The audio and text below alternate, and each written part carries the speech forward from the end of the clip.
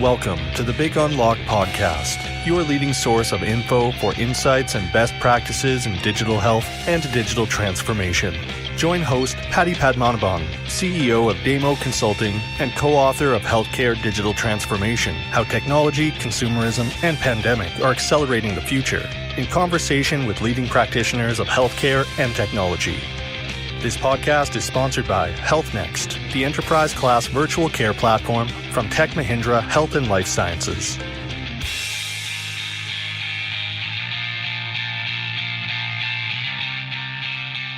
Hello again, everyone, and welcome back to my podcast. This is Patty, and it is my great privilege and honor to introduce my special guest today, Anshul Pande, VP and CTO of Stanford Children's Health.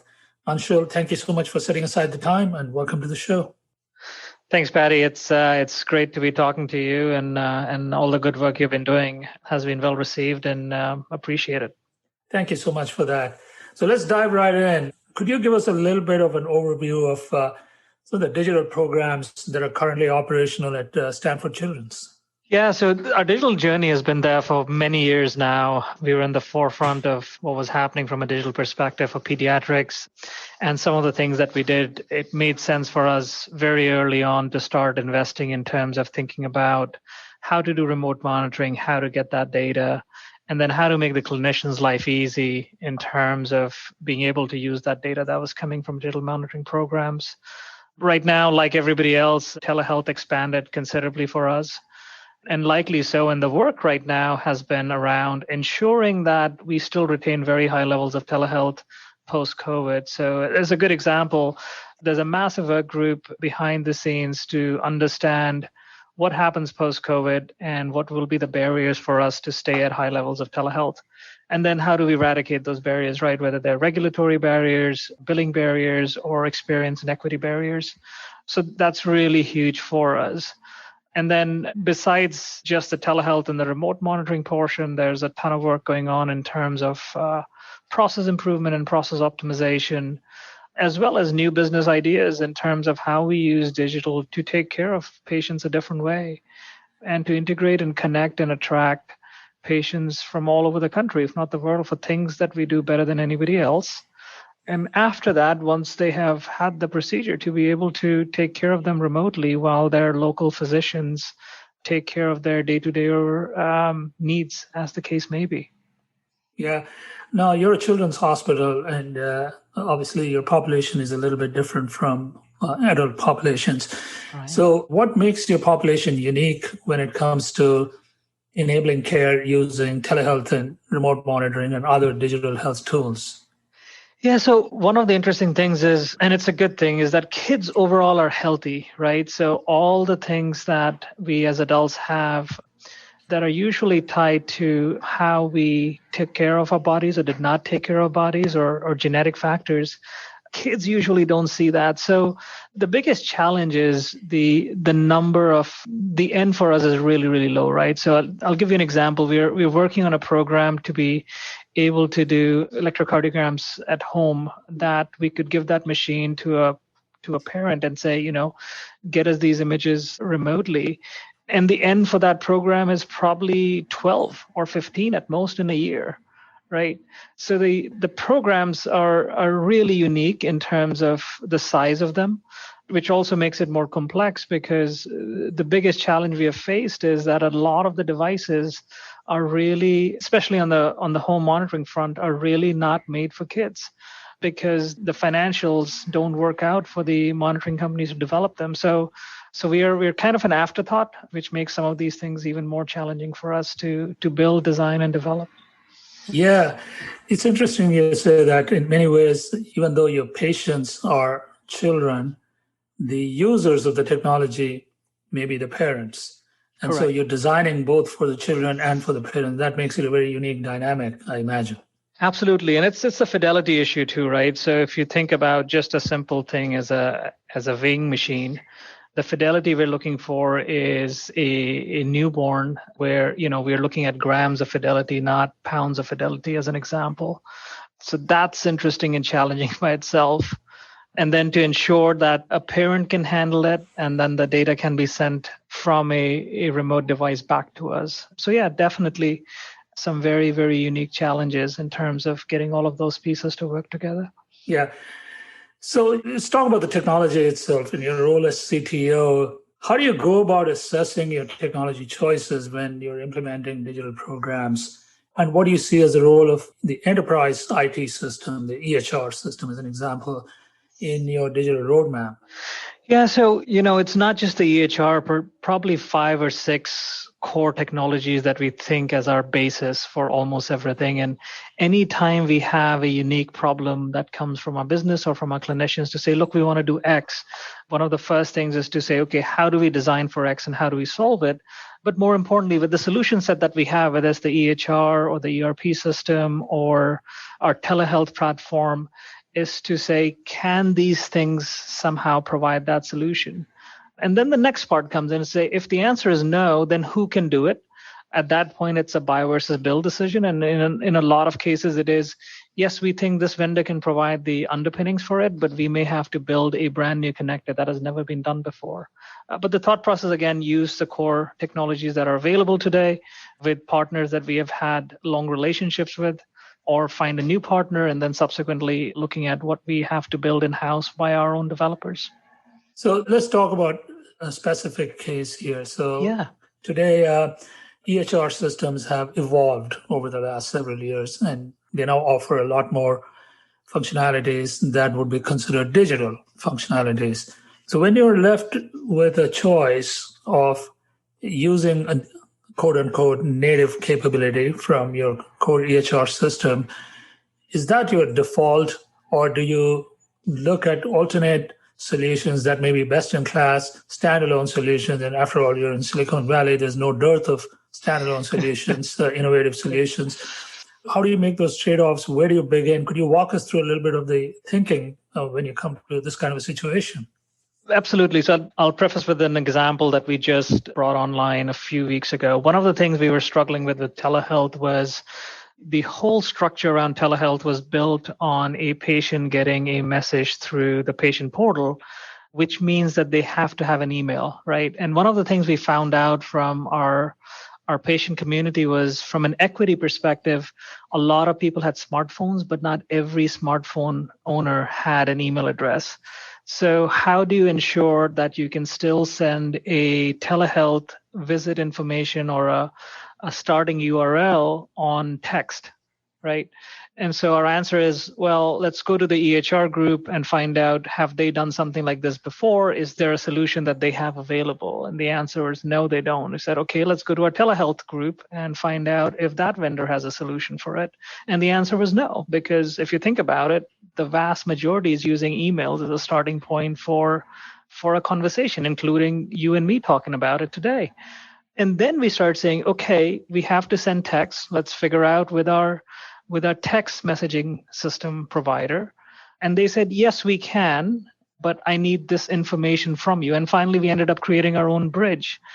Within an EHR today, a provider can say, I have a choice to start my telehealth visit by sending a message to the patient and their families via email or via a text message.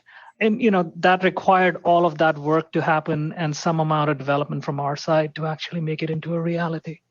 Wow.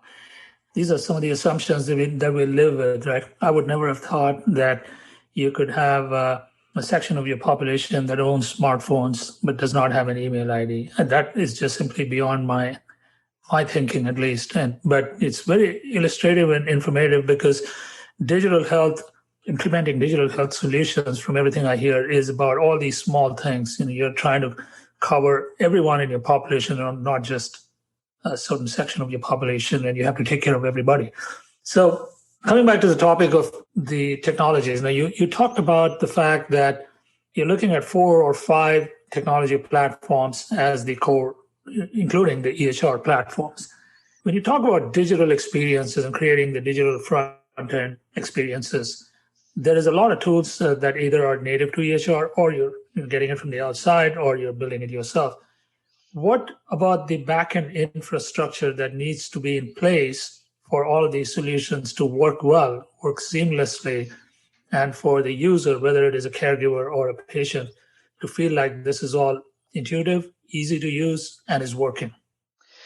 Yeah, that's a huge problem. When we started on the telehealth journey several years ago, one of the things we were realizing very early is that this is the first time we are actually going out of our comfort zone of our clinics and our hospitals where we could actually manage that experience. We were managing the network, we were managing the device, we were managing prioritization even within the network to say, this traffic should go first and all. And we were reaching a point where we were like, gosh, we don't control half of the journey. We absolutely don't control the patient's device. We don't control what network they're on. We don't control how buggy or busy that network is and how many other things are running on it, right? And so there are really two thought processes out there around solving it. One is on the core infrastructure side. It's like, what can you do to make it better? And how do you solve that particular problem? And we did a lot of work on our own infrastructure side to say, okay, how do you scale up? What happens when you have to have, instead of 20 visits a week, to thousands and thousands of visits happening a week? Yeah. And can your network and your substructures actually scale up to it? But then the second part was a conversation with the software vendors to say, how do you handle network drops? What happens when a patient moves from Wi-Fi to a 4G to a 3G? And how do you gracefully handle that experience for a provider, and for a provider as well as a patient, because there'll be frustration on both sides, right? If you're not able to have an optimal experience. So a lot of work went into just understanding the differences in terms of how the software layers are designed. And it led to us actually changing our telehealth platforms midway through COVID, because we saw one platform performing much, much better than our existing one. But those are things you have to continue to do. There are software companies that are leapfrogging each other, and you got to take advantage of it. And it's more so than ever in the virtual cloud space, where the speed of innovation has increased tremendously, and at the same time, the options that are available are more too. Yeah, let's talk about some of those emerging technologies. What excites you now, both when you talk about the front end, that is at the experience layer, and at the back end, which is at the infrastructure layer? Yeah, front end, there's been quite a bit of work. I think on the device side, we are super excited with our partnerships with Apple. They're doing some really, really interesting things, including dropping their device prices. That makes it more palatable for us to be using them within our systems. We are super excited with what we are doing with Zoom on the telehealth side. They have really created a platform that has not only caught the public's attention, but it's actually very, very usable and scalable and robust from a telehealth perspective. We are also looking at a number of groups, whether it's Automation Anywhere or UiPath or Olive, which provide different frameworks for RPA and AI-based RPA, which is getting to be very, very exciting. And then some of the things that are coming from Twilio and Well, in terms of the patient engagement side and the connectivity with the patient across multiple platforms is super exciting. What about voice? Are you using voice in any meaningful way? That's a good one. Voice has been something that we are still looking at to see how it plays out. One of the most interesting things is the population we are in. So there are two languages that really dominate the market we are in, English and Spanish. But then right after that, we have another 30 or 40 languages where we have populations from all over the world, and therefore are just as important to communicate with the patient and have that conversation. And that's the piece where voice has become an interesting conundrum for us to solve, is that do we bring an interpreter most of the times into the conversation, or is there a better way of handling it? And we haven't really solved that problem yet from a communication perspective. So it's an ongoing issue, and it's an ongoing journey in terms of how we are pushing and prodding our software providers to say, how are you going to help us solve this part of the journey, which is really, really important to actually have that meaningful communication between the provider and the patient. Yeah. What about the risks? Now, we talked about, all the companies that you mentioned. Some of them are very mature at one end of the spectrum. The others are very young companies, and in many cases, possibly VC funded, and it comes with the challenges of financial and technology risks. How do you manage them? Yeah, that's a good question. I think it goes into part of when we are doing the selection process, right? So we are looking at understanding, will these companies be sustainable? Look, we are not a innovation hub or anything where we actually provide the seed funding and stuff like that. Several of our partners are doing it, and great organizations. Cedars has a phenomenal program. Providence has a phenomenal program. Cleveland has had a program for a long time around it as well. So, that's not our MO. So we are not looking for really, unless it's a very unique one-off solution, to be looking at that earlier stage. But that comes into the conversation when we are selecting a partner to say, what's your sustainability like? Can you actually continue to support us for multiple years and mature with us, especially if you're looking at an emerging area?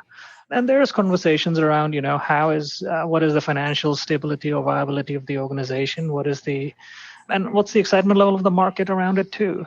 So all of those things get into that decision-making process for sure. Alongside these kinds of risk mitigation aspects that you just talked about, what about the financial side of it? Have you changed the way you look at building business cases for these kinds of tools, considering where you're headed as a digital first or a predominantly digitally enabled organization? Are there trade-offs that you need to make today and make them from a strategic perspective as opposed to a hard ROI? Has anything changed? Yeah, that's a good question.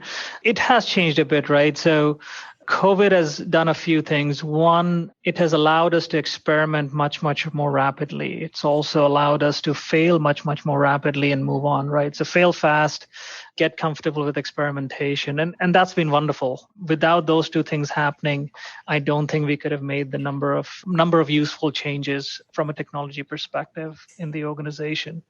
Regarding the ROI piece, I think that's the other interesting thing. Certain things are now considered obvious and part of how we need to run our business. In fact, our entire executive leadership team is very gung-ho on digital first across the board, right? So they have bought in, our boards have bought in. And this was before COVID, by the way, from our own journey perspective. So the discussions are slightly different. I think the discussions are not always about ROI. And ROI comes into play. There's no question about it. But ROI comes into play when we are looking at a replacement of X to Y. I think in other cases, ROI is discussed when we are looking at a brand new idea to say, okay, if we have to really pitch this idea, how much does it have to scale before we are actually making money on it? Right. And so that gives you at least a clear line in terms of what the adoption has to be, what the usage has to be for something to be actually meaningful and valuable, which is always a good thing from a business perspective. But yeah, we are experimenting a lot more, and there's a lot more thought to saying, if it is a good idea, let's invest in it. Yeah, and you're right there in the middle of Silicon Valley, where you have ample opportunity to experiment with new technologies, if nothing else, right? I'm sure there's a lot of people who want to experiment with you. Okay, we're coming up to the end of our time here, Anshul. This has been fascinating. I want to leave you with one last question here. If you had to share one best practice with your industry peers who are on their digital journeys, what would it be? Oh, that's an interesting one. I think engagement is important. So connect with different parts of your organization and come up with a single mission for your organization. That has helped us tremendously. It gives a lot of clarity when your CEO is providing the vision of what digital means and what digital could look like for your organization. And it also helps you through the peaks and valleys. It's a long journey, and you will have peaks and valleys, but having that commitment from the very top helps tremendously. With that, we're going to have to leave it there, but it's been such a pleasure speaking with you, Anshul. Thank you so much for setting aside the time, and all the very best to you and your team. Likewise, Patty. It was great talking to you. We hope you enjoyed this podcast. We invite you to subscribe to our weekly newsletter, The Healthcare Digital Transformation Leader. Write to us at info@thebigunlock.com with your feedback and questions.